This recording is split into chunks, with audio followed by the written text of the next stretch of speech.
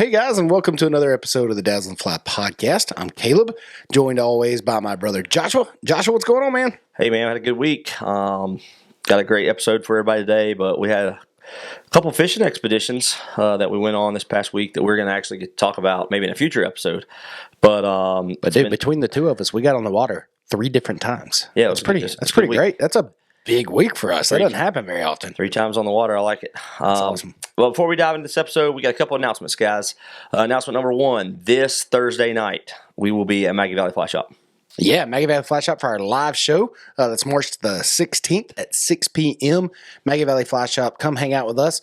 We're going to interview Mr. Jerry Yates. Mr. Jerry Yates, the founder of Frogs Fanny, and just a phenomenal fly fisherman, expert caster. I mean, just a cool dude. It's going to be a lot of fun, and we'd love to hang out with anybody who's local. So come hang out with us. Frog Level Brewing is going to be providing some beverages for us that night. And if you haven't been to Maggie Valley Fly Shop yet, this will be a cool time to go check it out. They got a great atmosphere. They got a new fly tying station up there. Yeah, I have not even seen the new fly tying station, so I'm excited to see some of the new things they've been doing since I've been there. So it's going to be a cool night. We really hope that you guys will get out and hang out with us. Just a awesome night to just kind of talk fly fishing, gather. We'll have some stickers for everybody. Also, some other stuff that some people are giving away. A tie-in kit from a Naturalist Fly Company, A Fly Co. So yeah, it's going to be a fun night. And then the week after that, we will be at the F3T event at Highland Brewery. Yeah, that's March the 24th. Is that right? That Friday? Doors open at 6. Shows start at 7. We will have a table there. So excited to hang out with everybody. Already been talking to some people on Instagram who are going to be that night. So I'm excited about that. It's going to be a cool little end to March, man. We're halfway through March. It's crazy. Wild. It's nuts how quick the year's already flying by. Yep. And with it being March, we are coming up on a season that I'm really excited about, which is smallmouth fishing. I know, that's our next week's episode. Yeah, we're going to talk about that trip that we had. Well, no, but I wanted to bring it up because I wanted to ask this. I have been trying to tie up a lot of flies here lately and been trying to tie up some smallmouth flies. Okay. And so I would just love to throw this out to our listeners. If you smallmouth fish at all, shoot me a message. Instagram, shoot us a message online on our website. Email. I want to know, what are your go-to smallmouth flies? So if you smallmouth fly fish, if you fly fish for smallmouth bass, shoot me your go-to smallmouth flies. If you're comfortable sharing it with me, and we might even feature what you're doing on one of our next episodes, because I'm trying to learn how to tie up some smallmouth bugs that'll hopefully bring us some more success this spring. Sounds good, man. There was one other thing, and that smallmouth made me lose my train of thought there. Oh, I'm sorry. No, it's not your fault. I don't remember really what it was. Oh, I did want to say, believe it, crazy enough, today's episode with Mr. Joe Monaghan of Angler's Coffee is episode 80. Oh, wow. We're 80 episodes 80 episodes in, man. That's pretty cool. So, yeah, we're 80 What are we going to do? We got to start thinking about what we're going to do for 100. 100? I don't know. It's going to be wild. It's only do some big giveaways or something. We might have to do something really big for 100. I don't know. I haven't even thought about that. Yeah. I don't know where we'll be for 100. It'll be fun. So, guys, we thank you for hanging out with us as always. We thank you for supporting the podcast any way you do, even if that's just leaving a message, telling somebody about it. Word of mouth is the best way to spread what we're doing here at Dads on the Fly. We're about a month and a half from the first Dads on the Fly Father-Son retreat. We're excited about that. It's going to be a fun time. We've been fishing those waters, kind of getting ready for it. And, man, I think we're good. Check out the Patreon if you want to learn more about Dads on the Fly. I think maybe this week I'll have the bonus. It's the first ever spoof of the YouTube spoof. I like it. YouTube spoofs. We got a lot of those. Working on that. So what else you got, man, before we go? Hey, I just want to appreciate everybody who continues to rate and review the podcast. We got another great review this week. We did. And so really appreciate all of that. And also I want to apologize if you are one of our amazing people that follows the episode and signed up for our email. I have just, through the craziness of the last couple of weeks, not sent out a couple of emails. So emails are coming back this week. So sign up for the email list. You can stay up to date on all things Dads on the Fly, like events, and get a little bit maybe more behind the scenes of what we've talked about with some of our guests. So check that out. You can sign up for that at dadsonthefly.com. All right, Joshua. Well, we're really excited about today's episode. We got to meet today's interviewee. Am I saying that right? Guest is what we usually just call him. I don't know why I just blanked on guest there for a minute. We got to meet today's guest in Virginia in person at the Virginia Fly Fishing and Wine Festival. Yeah. I had already been exposed to their company before that. Mr. Joe Monaghan, the founder of Anglers Coffee. What a cool name. Man, this stuff is amazing. First of all, I want to encourage our guests. If you like good coffee, go check out Anglers Coffee. It's just anglerscoffee.com.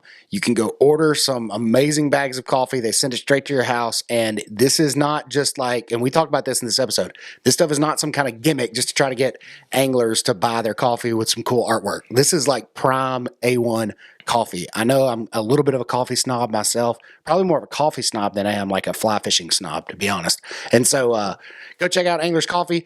Go check out Joe. They've got a great story. We're going to dive into a lot of that in today's conversation and hear a little bit more about Joe. And man, we geek out on some coffee in this episode. We talk about fly fishing, and it is a great time. And Joe's got a cool family story that we were able to include in the episode, so it's a really perfect episode for our show. We hope that you guys really enjoy it, and be on the lookout for some future smallmouth adventures. And the Rod Builder series is right around the corner, man. So I'm excited about the Rod Builder series for all you guys that are into different types of fly rods. Those interviews start up in the next couple of weeks, so it's going to be fun. That's going to be great. Well, let's dive into our conversation now with Mr. Joe Monaghan of Anglers Coffee. Well, hey, everyone, and we are really excited tonight to welcome to the podcast Mr. Joe Monaghan. Joe is coming to us from just outside of the Seattle area in Washington State. Joe, thanks so much for being here with us. Oh, no, my pleasure. Thanks for having me. Joe is the founder and the I guess we would call you the CEO. Is that correct, Joe? Of Anglers Coffee. Yeah, CEO, lead salesperson, accountant, you name it. The man who does it all of Anglers Coffee. And Joshua, I've spoken before, I think on our show, and even shared on our Instagram some about how wonderful and how much I love Anglers Coffee. And Joe, man, this is just a real treat. I'm excited to hear about your story. I'm excited to hear about the story behind Anglers Coffee. And so, Joe, I'd love to just hear your story. First of all, you are an avid fly fisherman. And so tell us a little bit about your story of getting into fly fishing. Well, I've been fly fishing pretty much my entire life. I grew up on the eastern side of Washington State, and my father, who had been born and raised on a ranch on the Bitterroot River, by that time we were living in the Spokane area by the time I came along. But so we spent most of our summer vacations going back to fly fish on the Bitterroot, and I've been pretty much doing it in one form or another ever since. I mean, my time to fish has ebbed and flowed depending on life circumstances, but it's been in my DNA for basically my entire life.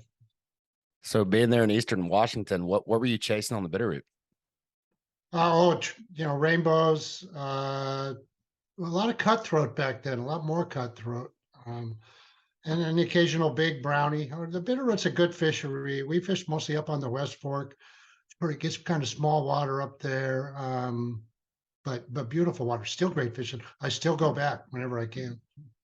And were you doing a lot of, we've had a couple other guests. Well, one from kind of your neck of the woods, and he was our steelhead obsessed guy. So did you dabble in some of those things out where you live as well? I do, yeah, for sure. I've done a lot of steelheading. Sadly, the steelhead runs have kind of dwindled in the last few years, and I combine that with my age, and I'm not as hardy as I used to be, and steelheading can be pretty tough fishing, but it's great. When it's good, it's really good. And nowadays, I do a little bit more. I live, as I mentioned earlier to you guys, I live on an island, and so I get out pretty often and chase the sea run cutthroats around, just right off the beach, or I take my little boat out. We have a good bull trout run out here. Not a lot of people know about that. And in the fall and summer, or late summer and fall, we can do some pretty good coho salmon fishing right off the beach as well. Too cool. So where did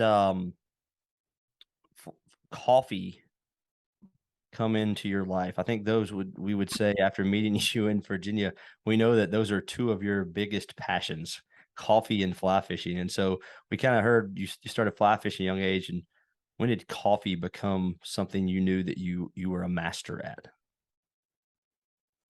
Well, I'm not sure I ever understood I was a master, but and honestly, 40 plus years later, I can honestly tell you it was always something I was going to do until I figured out what I was going to do when I grew up, until I figured out it was too late. But actually it goes back to my essentially my high school days. By the time I was in high school, we had moved to the western side of Washington State in the Seattle area. And one of my best friends in high school, um, in the summer times, he and his older brother were running a little ice cream store. Ironically and coincidentally, right here on the island where I now live. It was kind of a summer business. His older brother was going to optometry school and was funding it down in LA and was funding it by running this ice cream store up here for the summers. And my buddy Dave and I would come up here and scoop ice cream and maybe raise a little heck out here as high school kids and sleep in the back of the shop. And it was some crazy days, but we had a good time. And the second year we did that, his older brother Jim showed up with a coffee roaster in the back of his truck. Huh.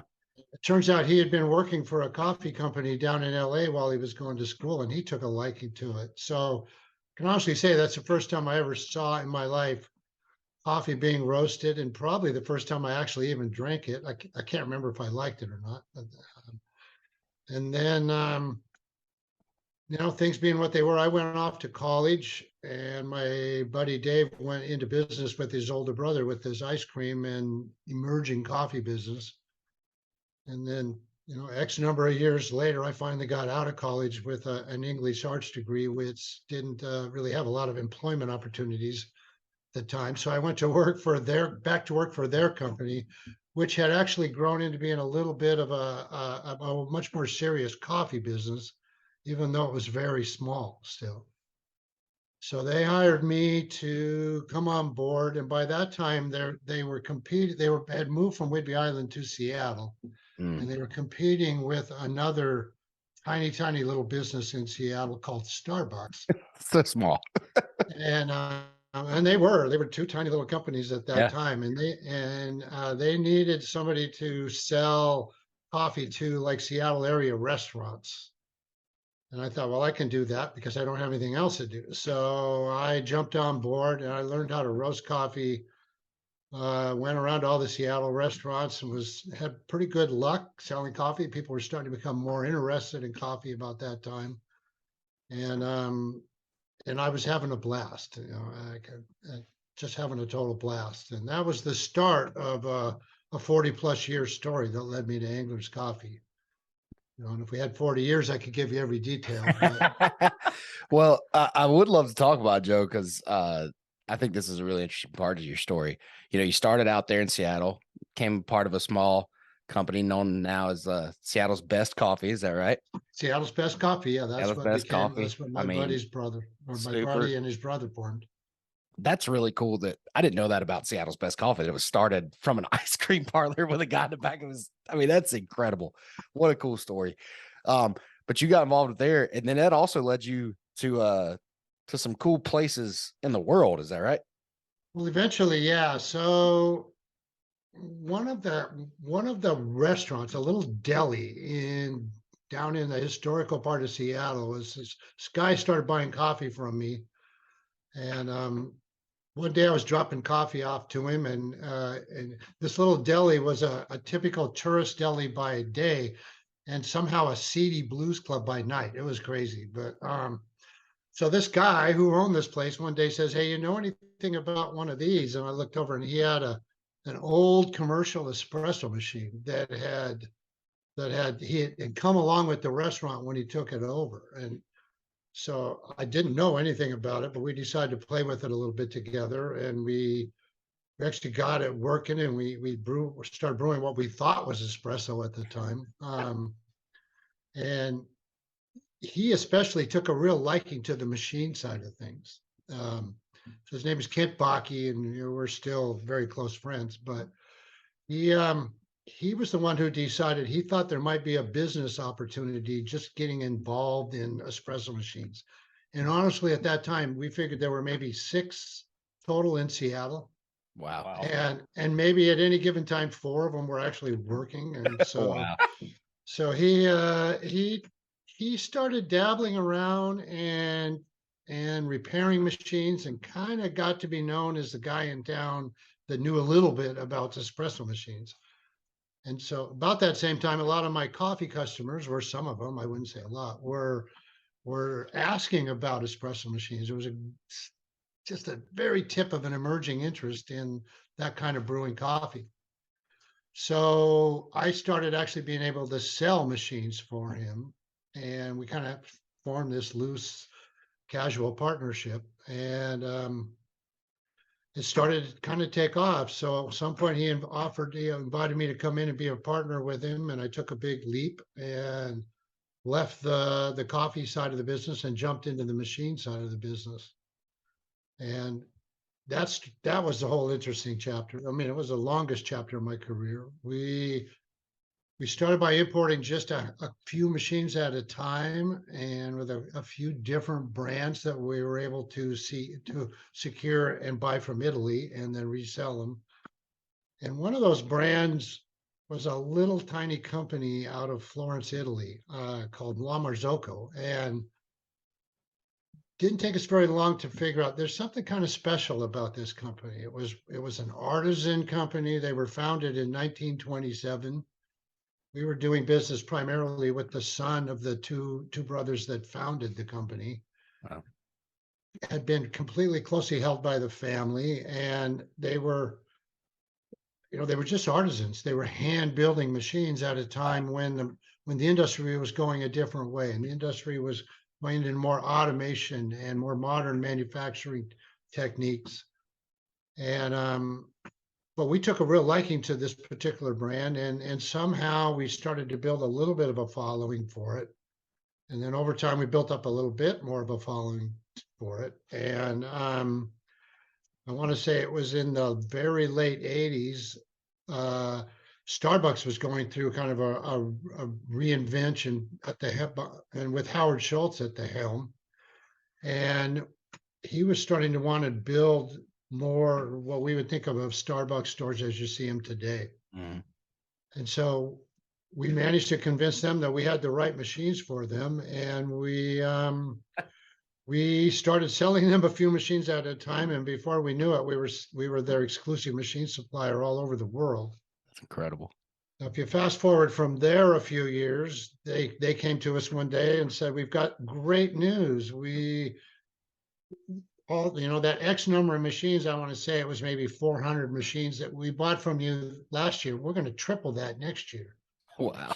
And we were like, that really is great news, but we better go back to Italy and tell these guys this great news. And we got there and talked to Mr. Piero Bambi, who was the owner by that time. And he was like, that isn't such great news. I'm not interested. And he was, I have this beautiful lifestyle in Tuscany, and you guys are helping me out, and we don't really want to hire more people, and blah, blah, blah. So we weren't sure what to make of that news. We kind of went back to the drawing board and started talking with him about ideas. And again, to try to make a long story short, we ended up acquiring the company from him in 1994, more out of necessity than desire. And we added, through that relationship, we added a second little assembly plant here in Seattle, and we were barely able to keep up with Starbucks demand, but we did it.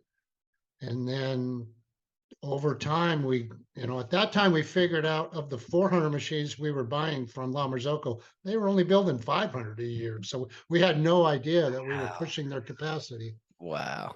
So again, to try to make a long story short, we, over the course of the next 20 plus years, we grew it from those 500 machines into one of the world's leading brands. And when I decided to exit the company, which was in 2017, we were building about 50,000 machines a year. So it really grew. And of those 50,000, like Starbucks is still using those machines? No, and Starbucks is not. Well, they buy one on occasion. They went to a far more automated Gotcha. piece of equipment. My analogy at the time was it was really the right thing for them to do, even though it was a little hard on us to make the transition. But my analogy was them trying to use La Marzocco machines at their size would be like McDonald's, doing burgers on Weber grills. It was kind of archaic technology for them. Yeah. Wow, man, that is really cool, Joe. It is so neat to hear. You just got such a cool story. I think that's incredible. Like, just first of all, for someone who loves coffee and hearing about that, it's really neat to hear. You were on the forefront. Coffee is this huge market now. I mean, there's just everybody. Everybody loves their different types of coffee, and to hear like how you were on the forefront of all that, that's really neat. It's been really fun to watch it go from where it was to where it is. Someone had told me, in 1978, what I was going to experience.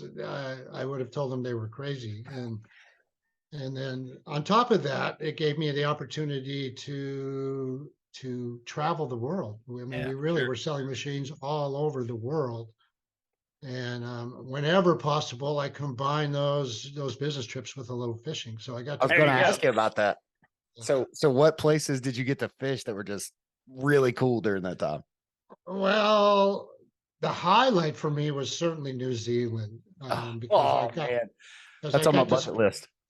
It should be. It was just a great trip. I had a couple of them actually, but one in particular, my first trip was just a dream trip, and so I got to experience New Zealand firsthand in a lot of different ways, a lot of different types of fishing water, and it was great. But I've also got to fish in Iceland, Norway. I fished in Italy, which is becoming a real thing, but it wasn't so much back then.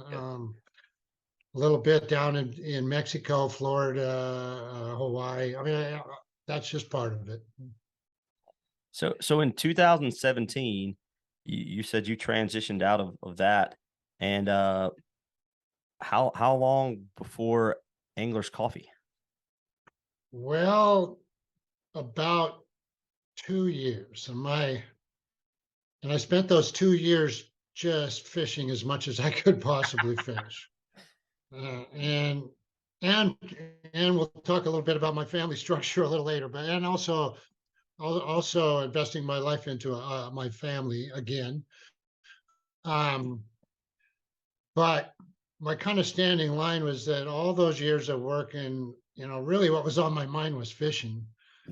But as soon as I had time to fish, I couldn't shut my brain off, my business brain off. And I'd kind of had this idea all along. For whatever reason, I'm really interested in branding exercises, and I'm really interested in targeting specific demographic of customers and getting to know them and understand them, building a community out of it. And it kind of hit home about, especially early COVID days. I was like, I love coffee. As a hobby business at the time, I invested in one of the first things I did when I left La Marzocco and moved up here to where I live is I installed a full-on commercial coffee roaster as a hobby machine here. And so I still love everything there is to do with coffee. But really the business idea came along about during 2020, and I partnered up with a kind of a distant relative of mine. I guess you could call him my nephew-in-law. He married my niece. He's an extremely talented branding specialist, and we had worked together off and on. He did a lot of projects for me back in the La Marzocco days, and we decided to form a partnership and give this thing a go. And here we are. We spent about a year trying to understand what we were doing. Okay. Trying to get a grip on it, and the whole world of e-commerce was new, totally new to us. And so we kind of floundered around a bit for a year. And then 2021 or so, we got more serious about it. Started investing a little bit into it, and it's been a great. It's been a steep learning curve, but it's been a great experience so far. Well, you've got an amazing product. First of all, I would like to talk about English coffee. It is an amazing coffee. I encourage folks, if they've not tasted it yet, to order a bag of beans and grind them up at home, and or experience one of my favorite ways to drink coffee from you guys, the hopper dropper packs. Those are phenomenal, and encourage folks to check those out. I would love right here. Yeah. There you go, man. I like it. I love it. I would love for you to speak a little bit about the coffee. Is there something that kind of sets it apart? There's something that you're doing. You've got, like you said, you've got some amazing branding. I love the way that every type of roast is a different fly name. And then now you've delved into the bass head world. And so I think that's really interesting. But talk for a minute, Joe, if you will, about the coffee. Is there anything that sets apart? Is there anything that's special about it? Well, yes and no. I mean, coffee, especially as we mentioned, going back from where I came from to where it is now, there's good coffee everywhere, and there's great coffee. It's not that hard to come by. I mean, one of the beauties of La Marzocco was it's literally the Ferrari of espresso machines. So I got to work with the best of the best all over the world in terms of coffee roasters and coffee houses and cafes. So I learned a lot during that process. I got to really know coffee. So that part is easy to me. The coffee is just innate. I mean, we know coffee inside out. We know what people like. I think we can hit just about everybody's taste spectrum. We understand what it takes to bring a great product to the customer. Yeah. What sets us apart as we, as again, you'll probably hear me say it a few times, is we feel like we're part of a community. Mm-hmm. We speak the language of the Anglo language, and my whole goal is to honor that part of the fly fishing experience, which for a lot of people is coffee. I know one of you feels that way. I mean, every trip we go on, I have to make coffee before we go. I make sure he has a cup of coffee before we leave in the morning. Because if not, it's a worse day for him. For our listeners that don't know, which by now they probably do, I am not a coffee drinker. However, my wife is kind of on the same level as Caleb. They're like coffee connoisseurs. Oh yeah. And Laura was a huge fan of Angler's Coffee at the Virginia show. Oh yeah. She would walk down and Howie would take care of her with a cup of coffee when she got chilly inside the Virginia show. So I have a testament, which means way more than my endorsement for the coffee, is that my wife loves the coffee and she enjoys drinking it. I wanted to ask a question that, as a non-coffee drinker, I hope this is an okay question, but is all the coffee, you probably know this story, and I think I've heard you say this, you do all the coffee right there is it all ship out of like right around your area, or? We started that way. So coffee is, we could go into coffee a little bit. That coffee is an incredibly beautiful and complex industry. Coffee starts by growing on trees, and it grows plus or minus, I would say 10 or 15 degrees, plus or minus 10 or 15 degrees either side of the equator, and all the way around the globe. And the amount of work that goes into growing coffee, picking coffee, largely by hand, processing the coffee, shipping it around different places all over the world for coffee consumers, getting it roasted, which I can talk a little bit about, and eventually getting it into a cup. It's amazing. It does not cost $100 a pound. That's what I was just thinking. There's a lot that goes into it. And one of the things we owe a lot to are the the largely relatively poverty-stricken third world countries where coffee is grown, and it provides anywhere from a subsistence to a very good living for people that are actually in the agricultural side of it. So what we do is we are coffee roasters. So we secure what's known in the industry as green beans. Beans are essentially the seeds of a cherry. These are kind of like they're coffee trees. They're their own, their own species, but it looks like a cherry on the tree, and when they're ripe, they're usually red, bright red, like a cherry. And then the two seeds in each cherry is what becomes a coffee bean. And as I mentioned, these cherries are almost exclusively picked by hand. Mm. And then there's a washing process. There's a lot of processing that goes in, and then when we get it, comes to us in the form of what we call a green bean. They're rock hard. They have no flavor, and it's the roasting of the green beans is what brings out the flavor. And roasting is the process of essentially, well, roasting coffee at up to about 400 degrees Fahrenheit, and then it turns into the brown bean that we're used to, and that's where all the flavor comes to. I make it sound simple. There's an enormous amount of stuff that's going on in that roasting process. It's very complex, and so we secure beans from all over the world, predominantly South and Central America, potentially some in Mexico. We do get coffees from Indonesia. We get coffees from Africa, particularly. Those beans provides different characteristics in the cup. So that's what we do. And we recently added a second facility for roasting in North Carolina. So because coffee, again, I'm fanatical about quality. I don't want, and I'm glad you guys appreciate it. I'm glad you taste it, because I want that customer to get an absolute perfect package of coffee when they get it from us, perfect bag of coffee. And hopefully they understand how to brew it enough so they get a perfect cup.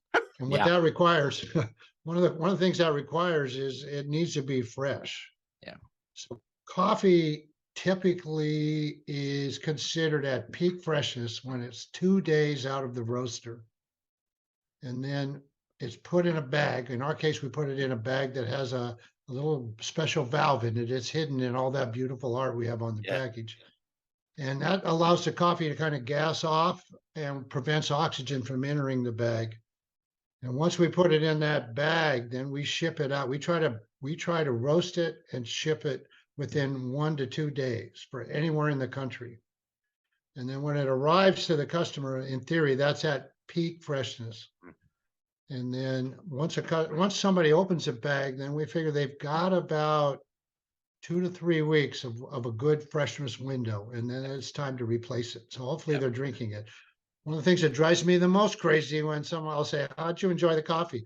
Well, I liked it so much, I'm saving it for special occasions. And, I've still got the coffee I bought 3 months ago. I'm like, no, don't do that. Not what you do. Yeah. So we roasted in 2 places now. That's really cool. It's awesome. That's neat to know you're in North Carolina now. I wonder how far you are away from us. We'll have to talk about that maybe. Probably not too far. We're in Greensboro. Okay. Awesome. Yeah. It's about 3-4 hours from us. So really cool. One thing I just keep hearing you say, and I thought it was cool. He said this twice now, a community. And you really see that via Instagram. I see it a lot, just from different people that are drinking the coffee. A lot of people we've had on this show have talked about the coffee. It's definitely driven to an angler. And I think what is cool, just in hearing you say that, it's what we've also tried to do with our podcast as we got more into it throughout the first year and a half of doing this, is be more kind of intentional in creating a community. And so I think you've done an obviously outstanding job. We just kept hearing about Anglers Coffee, and just you meet more and more people in the fly fishing community the longer we do this show, and more people are talking about Anglers Coffee. And so you've done an outstanding job. What would you say? I know the artwork and the branding has a lot to do with it, but what else would you say is just, been that success of being able to build that community? Well, first of all, thank you for recognizing that. That's really super important to me.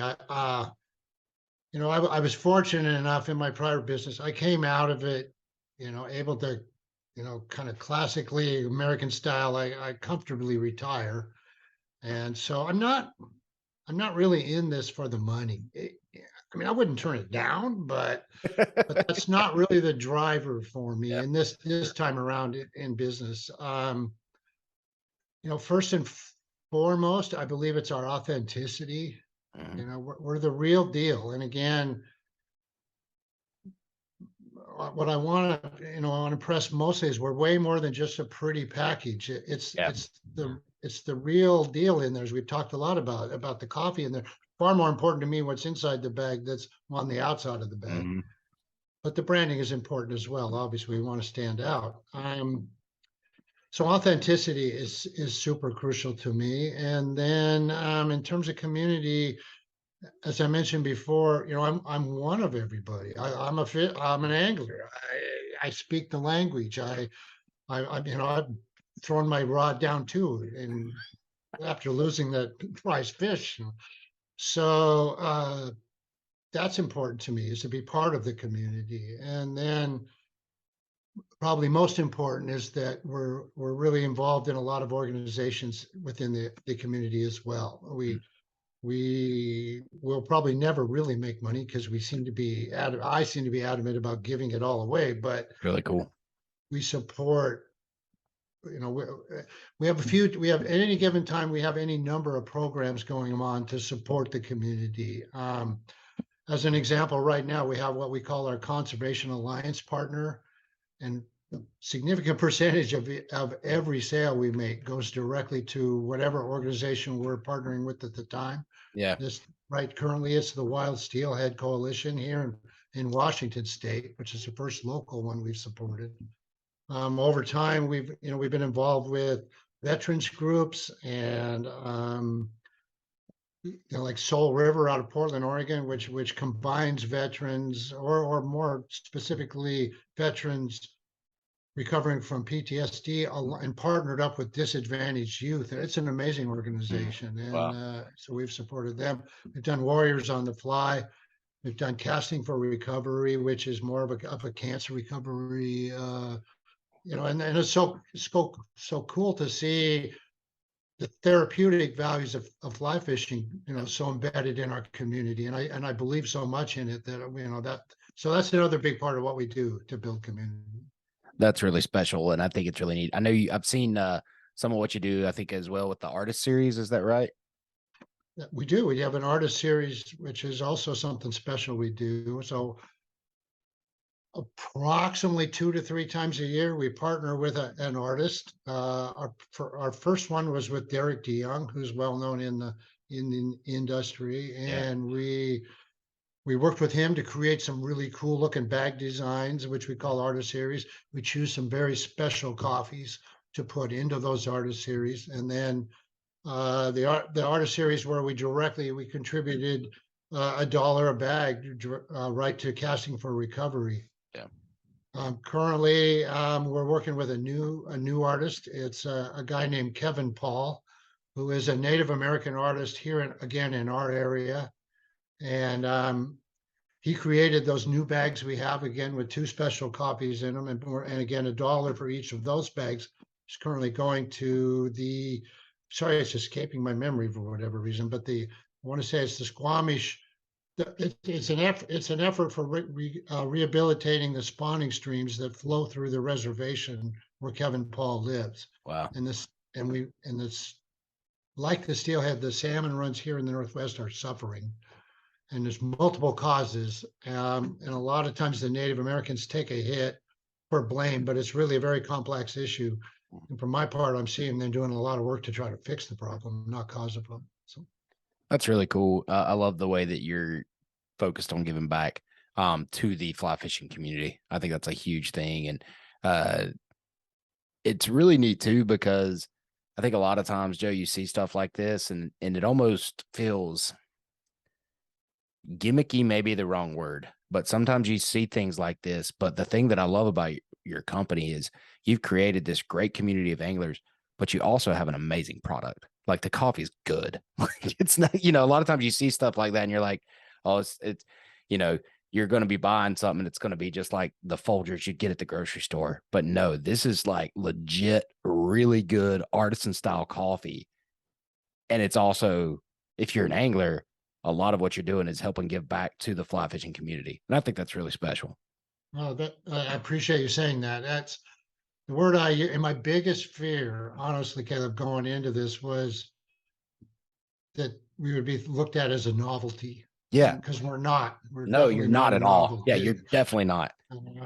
And it's still a concern of mine, but it's becoming less so as we get more accepted by the community and we're building the communities. Well, I think the more fly anglers I hang out with, fly fishermen are just passionate people in general especially about fishing, about the outdoor community, about conservation. I mean, most fly fishermen I know are extremely knowledgeable and thinking about these things. They're not just going out and taking advantage of the resource. They're thinking about these things. And I feel like passionate people kind of tend to be like, people like that tend to be more passionate about other things as well, like how good their coffee tastes. And, they seem to be a little bit more focused on stuff like that. And so I think you've kind of set yourself up for a lot of success because of the type of people that seem to be drawn to fly fishing. For the most part, yes. I mean, I have run into the occasional guy that looks at me and goes, why would I can buy coffee for $6 a pound when he's walking by with his $2,000 Sage rod. Yeah. Yeah, that's true. But for the most part, no, I totally agree with you. People have latched on to us. I think they're getting what we're about, and it's real rewarding. I was looking at the website here while you were asking that question, and I mean, some of these tasting notes, maybe I do need to just I think maybe I could acquire the taste of it could be the start of my coffee drinking experience. I mean, I know some of the other stuff you drink, and if you drink it, you'll be set. That's a good point. Maybe you can acquire a taste for coffee. Where we need to go. So. Maybe that could say Angler's Coffee was my start. There you go. Okay, it's on. Place to start. It is on. Now I have a challenge. Now you have a challenge. I will turn you into a coffee drinker. A connoisseur. I'm telling you, Joe, that's funny because I started drinking coffee. I actually didn't start in college or anything like that. Actually, it took to where this is kind of funny. When I became a pastor, I started drinking coffee. So when I started working in ministry, I started drinking a lot of coffee. And it just started with somebody would make a pot at the office and I'd fill it with so much creamer you could barely even taste the coffee. And then it became a point where I was drinking really cheap coffee. But I would drink it black just for probably bad reasons. But then somebody introduced me to good coffee for the first time. We got a new local coffee shop that moved into the area not too long ago, and I started getting introduced to good coffee. And I was stuck. I could not go back to drinking the bad stuff anymore. When you get the good stuff and then you go back to the bad stuff, you're like, this is crap. This is terrible. And then when I got introduced to Angler's Coffee and you were kind enough to share some with me, I really appreciated that. And when I tried it, I was like, okay, this is legit. I can have this and I can make it at my home. And I was excited. Oh, thank you. I appreciate hearing that. All right. So we're going to take a quick break and we're going to come back and talk to Joe about his life as a father and all of his travels and journey through his professional career and also his fly fishing career. So we'll be right back.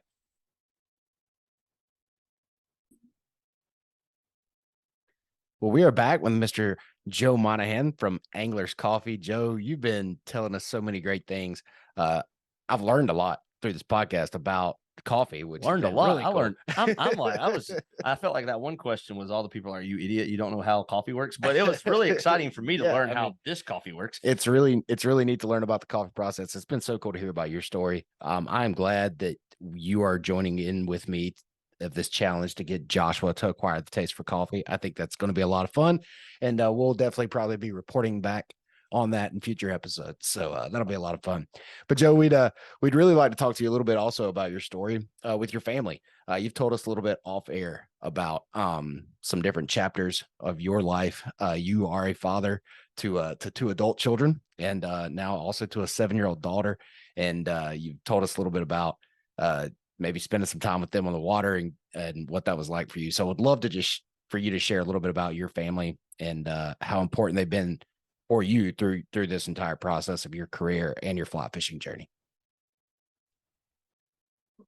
Well, I've got two different chapters of being a dad, and they are definitely different from one another.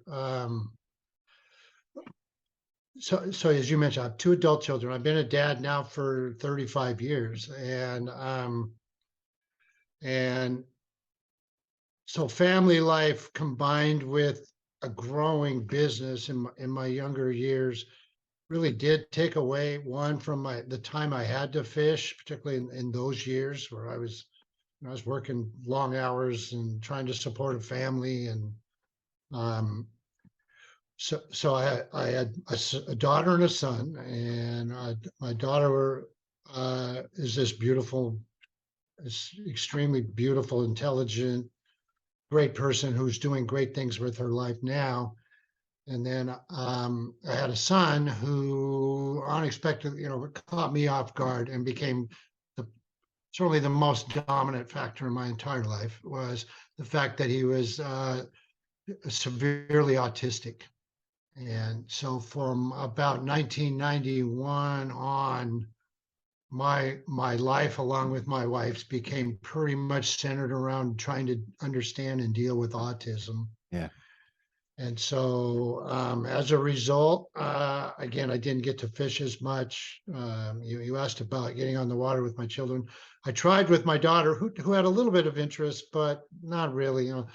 Those are the days of Instinct and Backstreet Boys, and it was a little hard to get her interested in fishing. But she tolerated it with me when I would haul her out on our family vacations.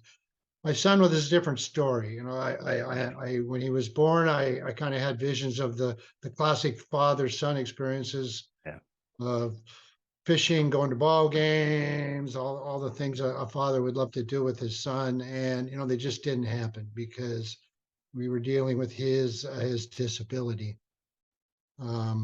So that just really became the focus of my life.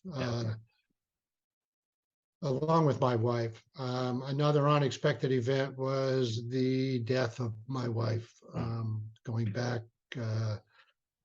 however many years ago it was now. And luckily, my daughter was very well situated and married to a great guy from Montana. And we're starting to work on the thoughts of having a family of her own. So she was well situated, and I had my son in a good place.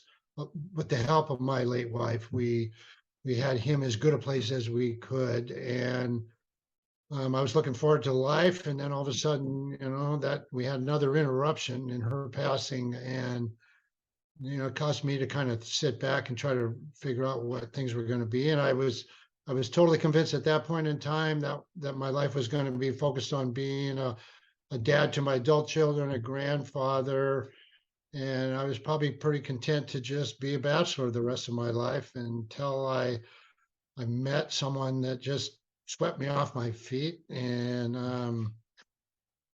we were instantly a couple, and somehow I convinced her that this would be a good idea, even though she was 23 years younger than me, but she loved fishing. And so I thought, I've got my fly fishing partner. I'm ready to go. It's create a new chapter in my life. And it was all going great until all of a sudden we realized we were going to have a baby, the last thing I thought was going to happen. And so I thought, here we go again. Here goes another chapter. And she gave birth to a beautiful little girl that is, again, someone else is sweeping off my feet. And she's becoming my next little best friend. And she does it. She is interested in fishing. In fact, she's not afraid to cast and grab a fish when it's in. There's no part of it that intimidates her.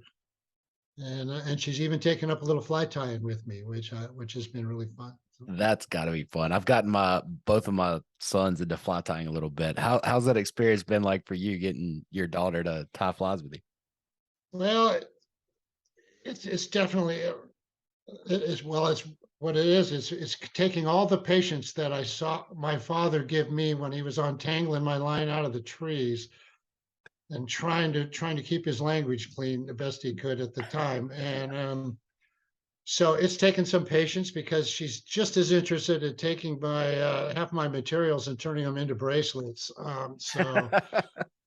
But she's getting there. You know, she tied a pretty decent woolly bugger the other day. So. Nice. My daughter's 8, and she likes to come down. I think she really enamored by the different colors of the maybe the flash or the different dubbings and stuff, and she'll say, just tie something with this pink one, or she'll just pick up some stuff and say, tie me something, and I want to just put this on it, and so we've started doing that some, and she really enjoys it. And I actually took one of her flies that she helped me with last year, and caught a pretty nice wild brown with it on a local stream, and she was nice. she was so happy that that her fly. It wasn't like I had tied the fly, and I think it was like a waltz worm. It was her design. It's her design. Yeah, it was like her design. She's Yeah. like, "Well, I told you to put that pink spot there." Yeah. I was like, you did, and it caught a nice fish, and so she was super. And every now and then she'll come down to the basement when I'm tying, and she'll just be like, "Daddy, can I sit and watch you tie a fly, or can I pick and help you tie?" And so it is. It's a cool thing when your kids show some interest in what you're doing, and we talk all the time. It doesn't have to be that she's tying flies that are going to be featured on Fly Tire magazine. It's she's spending some quality time with her dad, and I know that's awesome that you're able to do that, and it speaks to.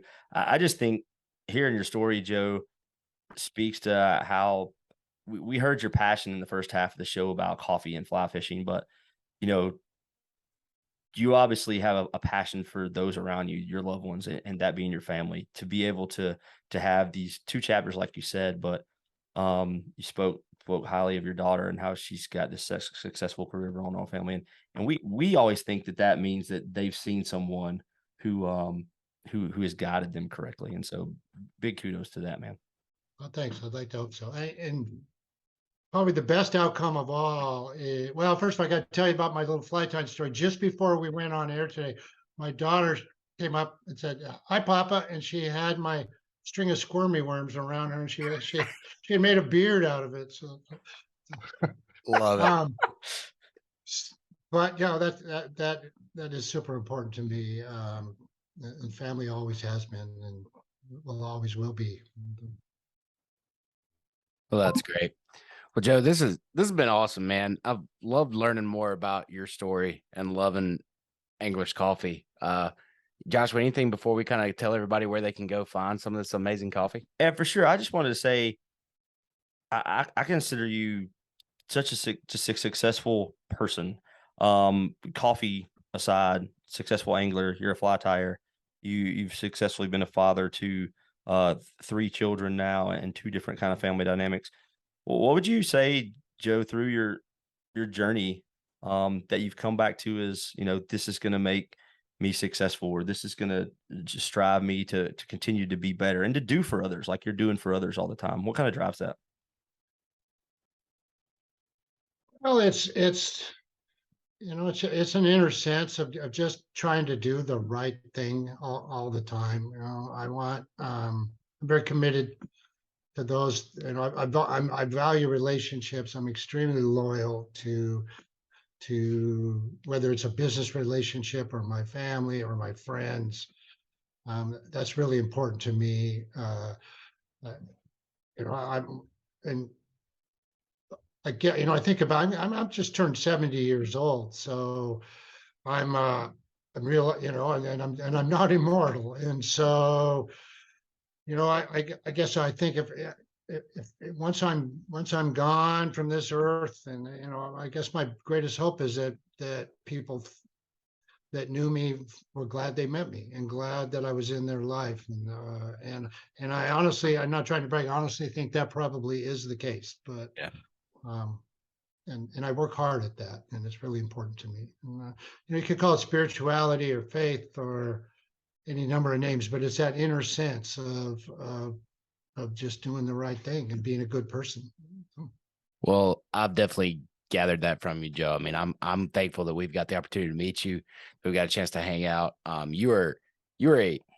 was talking to our friend Howie Fisher that and you were one of the most generous guys that I know. And I think it's really cool how you are using what you are passionate about and what you are gifted at, and then using it as a means to give back to a community that we have really grown to appreciate. I mean, Caleb said in the elevator like that after that first day at the fly fishing show, because he got some time to go spend down at your booth at the English Coffee booth, and he said, "Man, just what a cool person." And he was like, "We have to be able to have a conversation with him on Dads on the Fly. Like he's just passionate about fishing. He's passionate about coffee. And tonight we learned, you're passionate about your family, and so it was a great episode for us. We do want to let everybody know, it's pretty easy.